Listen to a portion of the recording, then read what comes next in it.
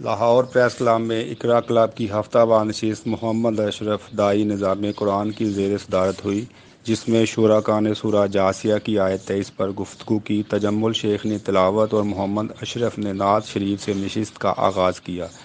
صدر نے گزشتہ کارروائی کی توثیق کی۔ فیصل سلیریہ نے تفسیر عثمانی سے تفسیری حوالہ اور حدیث پیش کی، جس کی روشنی میں شرکاء نے اظہار خیال کیا۔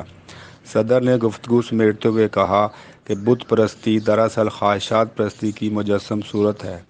اللہ کی ہر معاملے میں ہر کسی کو رہنمائی قرآن کریم کی شکل میں میسر ہے، مگر جو دنیاوی مفادات کا اسیر ہو کر طاقت و اختیار حاصل کرنے کی خواہش میں مبتلا ہو جائے تو اللہ اس کے کان، آنکھ اور دل پر مہر لگا دیتا ہے۔ جو حق کو پہچاننے سے قاصر رہے، پھر وہ اللہ سے رجوع نہ کرے تو دوسروں کے لیے عبرت کا نشان بن جاتا ہے۔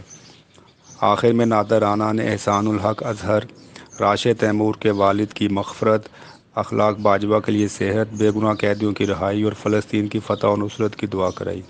حبیب چوہان، اظہار اختر، شوکت چینا، آصف شفیع، گل نواز، فاروق علی، محمد عقیل، ارشد علی، شبیر احمد، شاہد دھریجہ، گل نواز، جمیل شیخ، فاران شاکر، سجاد اوان، شیخ آفتاب حنیف اور حامد نواز نے گفتگو میں حصہ لیا۔